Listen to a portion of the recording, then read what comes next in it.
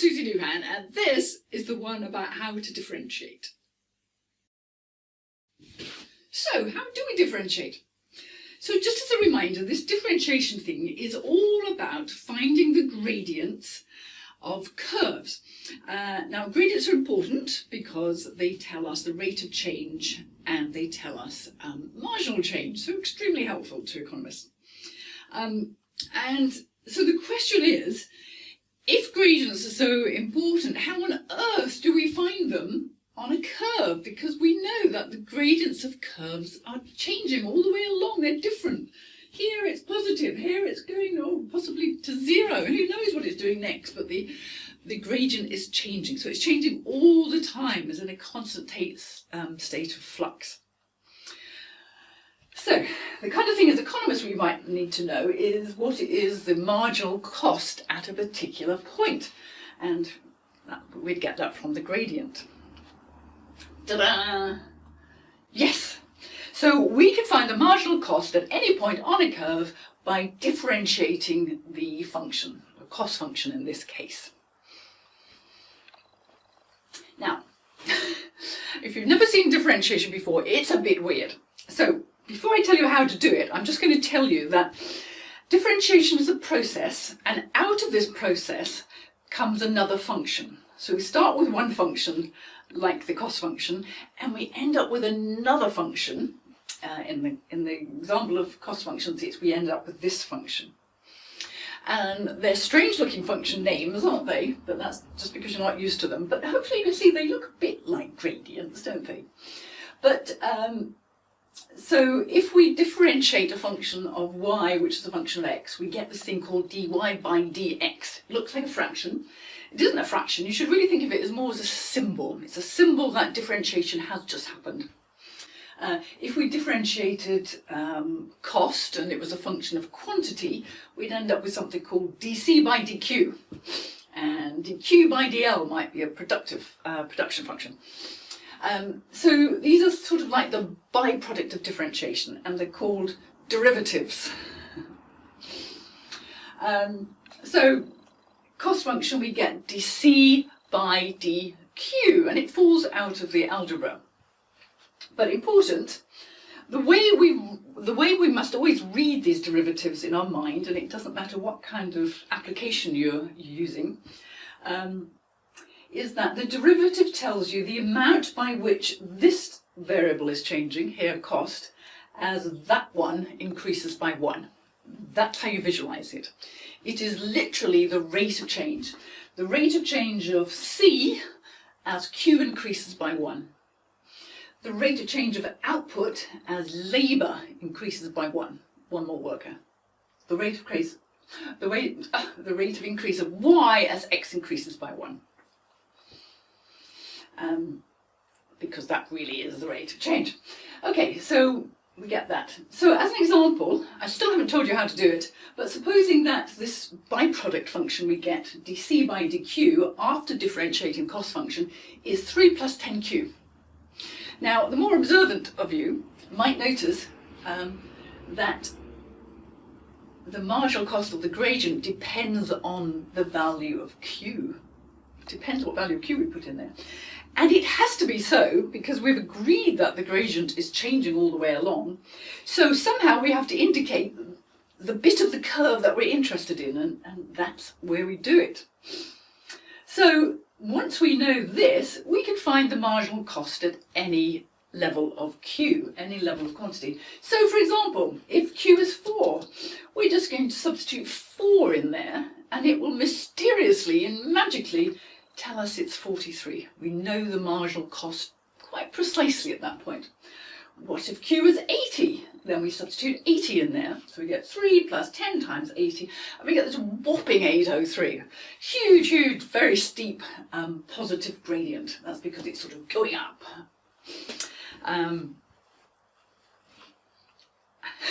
It doesn't get much cooler than that, does it? So it gives us, i.e., exactly what we want. So all we need now is to find how we do that. Well, it does feel a little bit like magic. And even after all these years, I still think it feels a bit like magic. I did record a quick video, 5 minutes, well worth watching, taking you through it from first principles. And it's an amazing bit of algebra. It's all sort of stuff you learnt at school, really, or each step is not very complicated. But it allows us, using this very clever stuff, to find the gradient at a particular point, here A. We start with the gradient between A and B, and we shrink and shrink the distance until the line AB is really A, and then we can find the gradient. And in this case, I picked at random a function y equals 3x squared, and I found the derivative was 6x. So in this case, dy by dx was 6x. Y equals 3x squared, dy by dx is 6x. My little byproduct.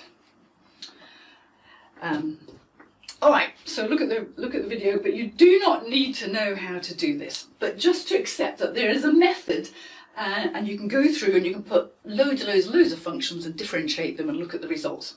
But we've done that for you. So fortunately, once you do that, you notice there's a rule, and you don't have to do that work from first principles. Because it's quite easy, actually. So let's have a look at what happens when you do a lot of differentiations.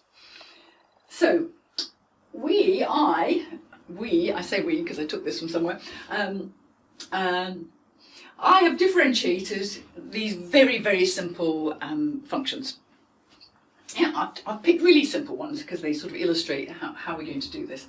So these are all y functions of x, and so the outcome of differentiating these will be a dy by dx. So let's look at what's under there. Ta-da! So can you spot the pattern? Because hopefully you can begin to see that this is actually quite a very simple, deceptively simple process, differentiating. And yes, hopefully you can see that in each case we multiply by that power and we drop the power by 1. So we can easily differentiate these functions by multiplying by the power, dropping the power by 1. So we can skip all that differentiation from first principles once we notice that pattern. So to put it into words, to differentiate, we multiply by the power of x and subtract 1 from the power. Sort of seems an odd thing to do, but you've got to admit at least it's fairly straightforward, at least it's fairly easy. Now, as always in maths, there's a general rule. Sometimes these help people. Sometimes they really put people off. But the general rule tells you that, really, that if y is equal to x to the power of n, then dy by dx, which is what we get after we differentiate, is n times x to the minus 1. So we multiply by n, we subtracted 1 from the power. So you can use that if you like, but you don't need to. So let's go straight into an example because, enough talking about it. Supposing we want to differentiate the curve y equals x to the power of 4. We get dy by dx. Now I know it's dy by dx because look, I take that letter there and I put that on top, and the letter over here, which is what it's a function of, goes to the bottom. So I just sort of construct this from the underlying function. So what have I done? I've multiplied by 4. I've just put it in brackets to start with to show the intermediate step.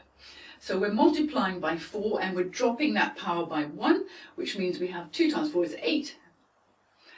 Times x to the 3. We've done it. What about this? Well, this is just as easy. It's going to be 5 times 3, and then x to the power of 5 minus 1, which is x to the 4. So after a while, this just becomes second nature. Multiply by the power, drop the power by 1. Let's suppose we want to find the gradient of that particular curve at the point where x equals minus 2. Let's do it just because we can. So we've differentiated, we've multiplied 4 by 3, dropped the power by 1. And now because we're interested in a particular point on the curve, when x is minus 2, we're going to substitute it in. Every time where we see an x, there might be more than one x, every time there's an x, we substitute in minus 2. Now it turns out that minus 2 to the power of 3 is minus 2 times minus 2, which is plus 4, times minus 2, minus 8. So it's going to be 12 times minus 8, but your calculator's very good at that, minus 96. So it turns out that the gradient at that point is quite a steep negative gradient. And there's the curve. So we could, if we wanted, say, well, okay, maybe I'm interested in when x equals 1, say. Say we're interested in the gradient at that point, like sort of a gradient at that point. Well, I differentiate, I take the differential, and I substitute in this value that that I'm interested in, the one that shows the location of the place I'm interested in. So it's going to be 12. I'm going to substitute in 1. I'm going to raise it to the power of 3. So it turns out that the gradient there is 12. It's a positive gradient, quite steep, positive. This one, minus 2, was sort of out here somewhere. Negative and steeper because it's further up the curve. So you see, we can find a gradient at any point once we've differentiated. So what do we have to differentiate a function with more than one term in it? Well, that's easy. That's really easy. Get rid of my rogue gradient there. So here we go, dy by dx. So we differentiate the first one, so it's going to be 4 times x to the 3. Yes, we've multiplied by 4, dropped the power by 1, and then we just keep going. The next term we multiply 2 by 3 and we get 6x. So what happened there? We had an x squared, and when we subtracted 1 from the power we got a single x. So really, I mean, we got a 1. So we could write 1 there because we subtracted 1 from that power, but we don't write 1s because they're unnecessary and they're not very stylish. They make you look like you're not an experienced mathematician. So if something is x squared, it's going to become just an x. You notice that with differentiation, the powers always drop by 1. Now, this is an interesting one. What happens to minus 5x when we differentiate it? Well, the short answer to that is the x disappears. And why does it disappear? Well, just off to the side, you'll soon just know that straight away. But let's say the function is 5x, and 5x really means 5 times x to the 1, doesn't it? So when we differentiate, we multiply the power, multiply that number by the power, so that's 1 times, 1 times 5, whoops, 1 times 5 is not 6, 1 times 5 is 5, drop the power by 1 and it becomes 0. So now we've got 5 times x to the 0, and hopefully you know that anything to the power of 0 is 1. So this is 5 times 1, so it's just 5. So anything which has an x with no visible power just becomes a constant, it becomes a number. Now anything that's already a number before we differentiate disappears. Do we need to know why? We could do that. Let's say that 2, to show you this once, is really x 2 times x to the 0. And there's really like an invisible x0 there, because we know that's a value of 1. So we multiply by the power, we get 0x, drop the power by 1, we get minus 1. But the point is, we've got 0 times something. It doesn't matter what 0 times something is, it's always 0. So any constant in the original function goes to 0.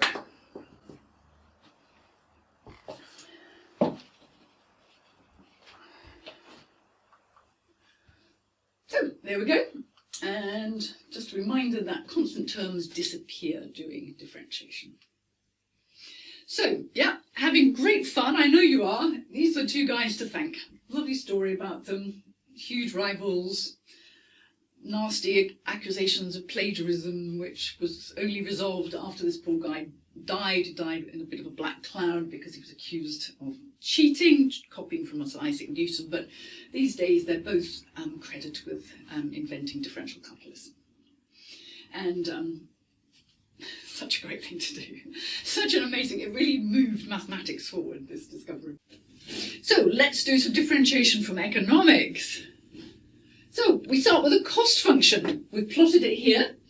The cost function is C equals 10 plus 5q squared. So it's a quadratic sort of shape.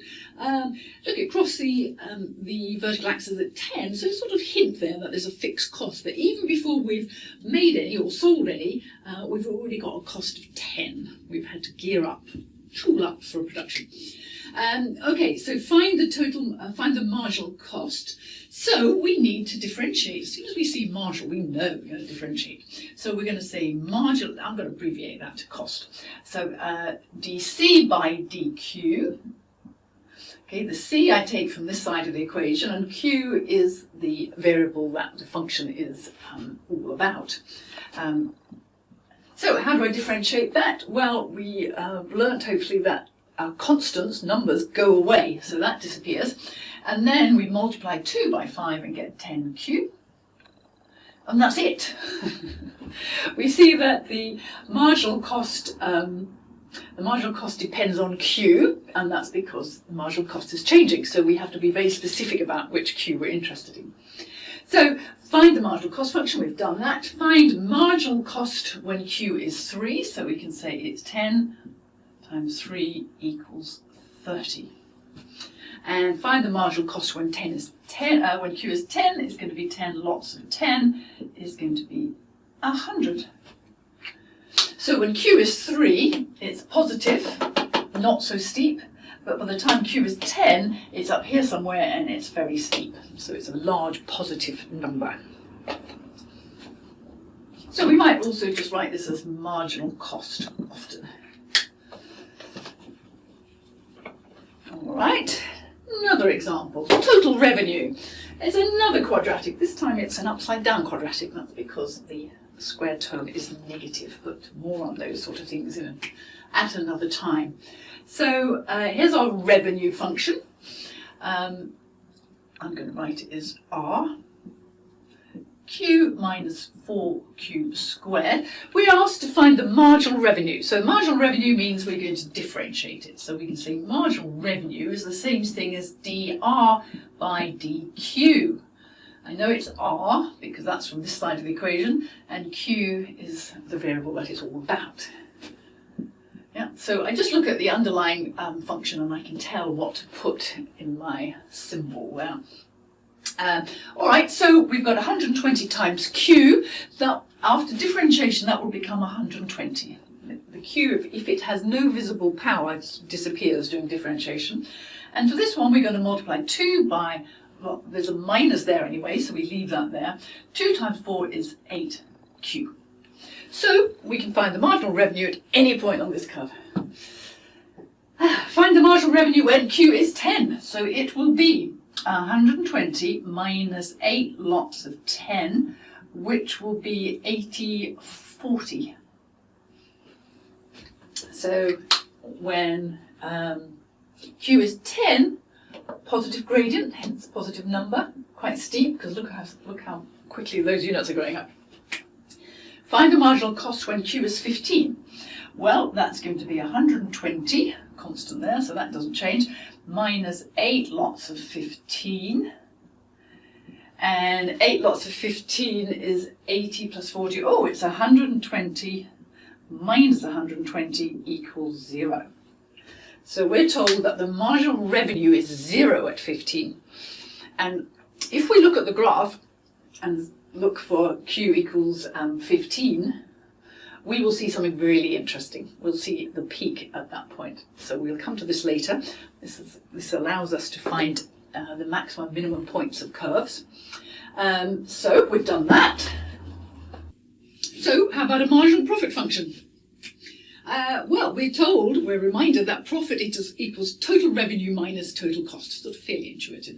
We're given values for total revenue and total cost, so we can find the total profit. I'm going to call it pi, which is sometimes used as an abbreviation for profit.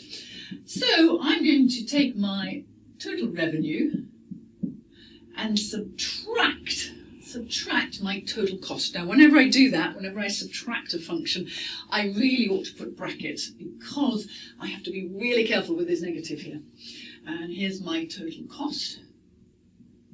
Okay, so that's my profit function. Let's tidy it up a bit. I've got 15q minus q squared minus 2 minus 2q squared. So that minus gets applied to everything inside the brackets. So if there was a minus term there, it would become positive, but any positive terms go negative. Now, can I tidy it up a bit? Can I put any like terms together? Are there any q's or q squares or constants that I can, sorry, my battery's just dying. Hopefully I can cut this bit out. Right, please. Okay, so yes, I can put the q squares together.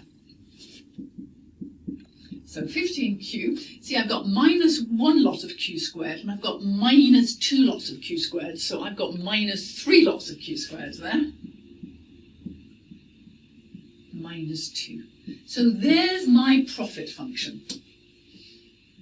So now I'm asked for the marginal profit function, and that of course means I need to differentiate it. So I'm going to write it like this. d pi over dq. So 15q when I differentiate becomes 15. Now the minus is there, so I use that, and now I'm going to multiply the power by 3 and get 6q, and the 2 goes away. So there's my marginal profit function. Now I'm being asked for marginal profit when q is 2.5, so it will be 15 minus 6 lots of 2.5. Wherever there's a q, substitute in 2.5. And that's going to be, what's 2.5 sixes? That's 15. So that's 15 minus 15 equals 0. So something interesting is happening at q equals 2.5, and we can see that actually it's a turning point. Right, what happens, or what is the marginal profit when q is 4? Well, this time, every time we see a q, we're going to substitute a 4. And that's going to be 15 minus 24, and that's going to be minus 9. And if we look at q equals 4, find the gradient there, it is indeed a negative gradient.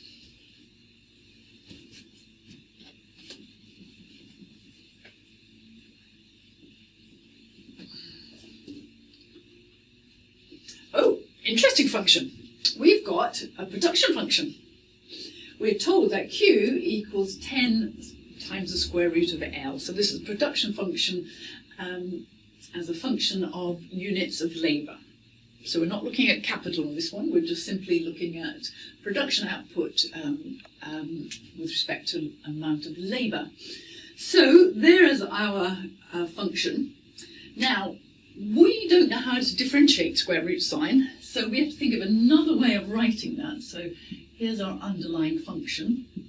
Now, hopefully, you will know that the square root of L can be written as L to a half, and that we can differentiate. Find the marginal product of labour function. So when we're looking at a production function, the marginal function has a particular name. It's marginal product of labour or marginal product of capital. But it's still marginal product, it's still the result of differentiation.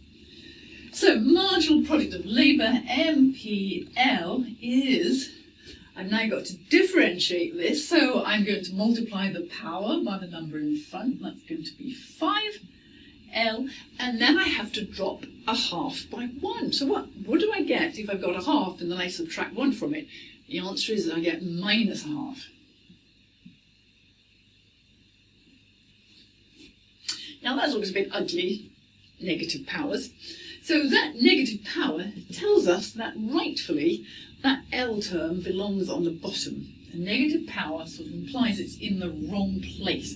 So if we put it at the bottom, it has a positive power. Yeah? If it's got a negative power on the bottom, it belongs on the top, and vice versa. Now, we will remember that that means it's 5 over the square root of L. So we've gone from that function So the marginal function of that. So next, we've been asked to find the marginal product of labour when we have 4 workers. So this is going to be 5 over the square root of 4. Wherever I see an L, I'm going to put 4, 5 over the square root of 4. By sheer coincidence, I picked a number I know the square root of. So it's 5 over 2, so I can call it 2.5, or I can leave it as a fraction. Find the marginal product of labour when there's 100 workers. Well, this is going to be 5 over 100. Yeah, wherever I see an L, I just substitute that number. That's going to be 5 over 10, so that's 0.5. So what's happening here? Well, actually it doesn't look particularly like diminishing returns there, but this is these production functions typically are diminishing returns. So we notice that when the marginal change at 4, i.e. when we add 1 more worker, we get a big jump in, well, a fairly big jump in production output. But if we have got 100 workers, our extra benefit from adding 1 worker is much less. So although total output is going up, marginal product of labour is going up much more slowly. So that's a sort of classic diminishing returns. Right, so this is just about the last slide. You can skip this one if you want, but this is just some practice bringing it all together, and just a bit of extra practice actually. So we are told we've got a price function, might otherwise be known as an inverse demand function. We can tell it's demand because it's got a negative gradient. And we've got a total cost function. So we've been asked for average cost function. That's not a differentiation question, but just as a reminder, if total cost, so this is A, if total cost is 5q plus 4q squared, then average cost is where we divide everything by q, because we're dividing up all the cost over all the units. So we're sharing the cost by all the units. So it's just like a typical mean. It's an average cost. We're averaging it out, dividing by the total number. So that's going to be, these two will cancel out, so that's going to be 5.